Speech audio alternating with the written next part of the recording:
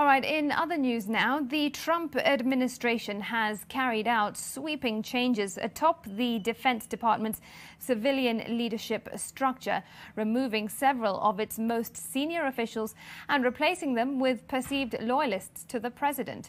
The flurry of changes announced by the Department of Defense in a statement roughly 24 hours after President Trump fired Defense Secretary Mark Esper have put officials inside the Pentagon on edge and fueled a growing sense of alarm among military and civilian officials who are concerned about what could come next.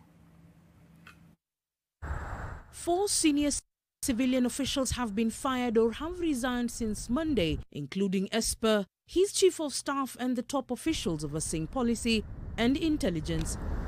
A senior defense official has told U.S. media that, and I quote, "It appears we are done with the beheadings for now," end quote, referring to the wave of ousted civilian leaders, including Esper.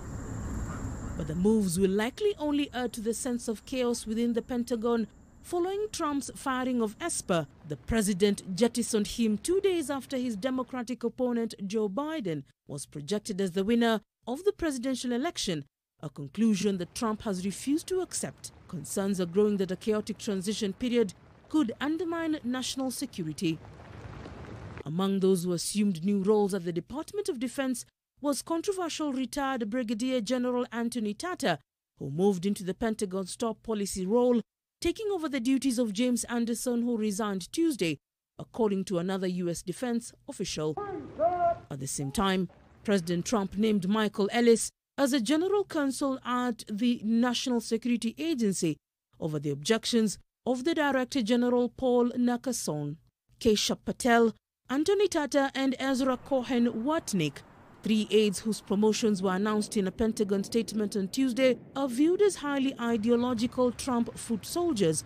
The 3 are not believed to have the stature to bully General Mark Milley, the chairman of the Joint Chiefs of Staff, or General Kenneth McKenzie, the head of the military's Central Command, into initiating operations, whether overt or secret, against Iran or other adversaries during the final days of Trump's presidency.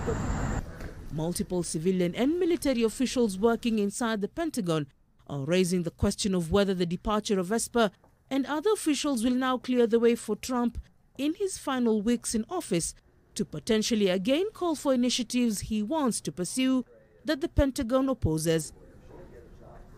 Another potential raised by officials is he would override the military advice he has been given and bring troops home from Afghanistan by Christmas.